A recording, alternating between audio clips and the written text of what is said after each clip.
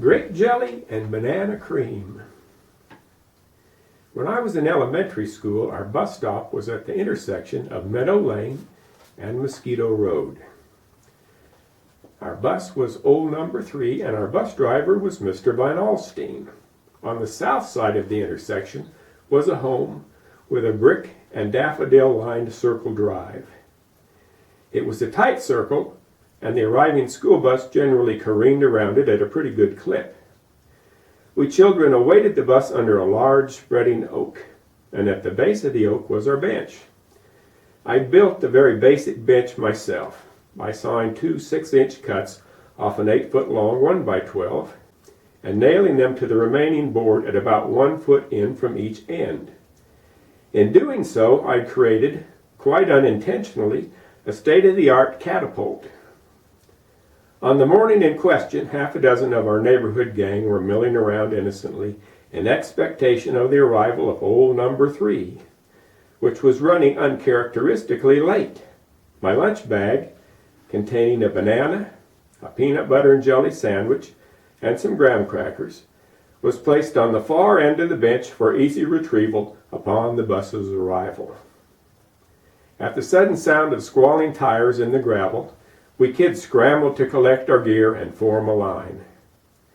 Unbeknownst to us, Mr. Van Alstyne was ill, and our driver today was a substitute and entirely unfamiliar with our route.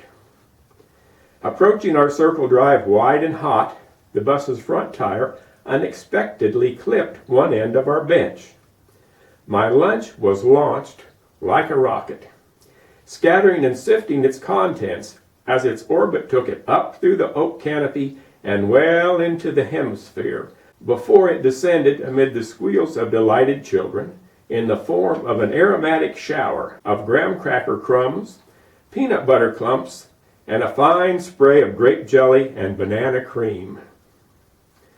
The large flat surface of the 1x12 proceeded to smack the side of the bus at Mach speed and with incredible force, resulting in a resounding clap of thunder much like a full-fledged sonic boom, and ringing the entire school bus like a bell.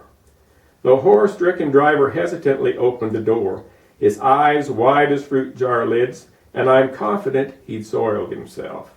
The vast majority of the bus's occupants burst simultaneously into a mixed chorus of inconsolable sobbing and hysterical and convulsive laughter, which continued fitfully until we arrived some 15 minutes later at our school. I'm quite confident that many of those children remember and celebrate that event to this very day, and that others are on the mend and receiving counseling.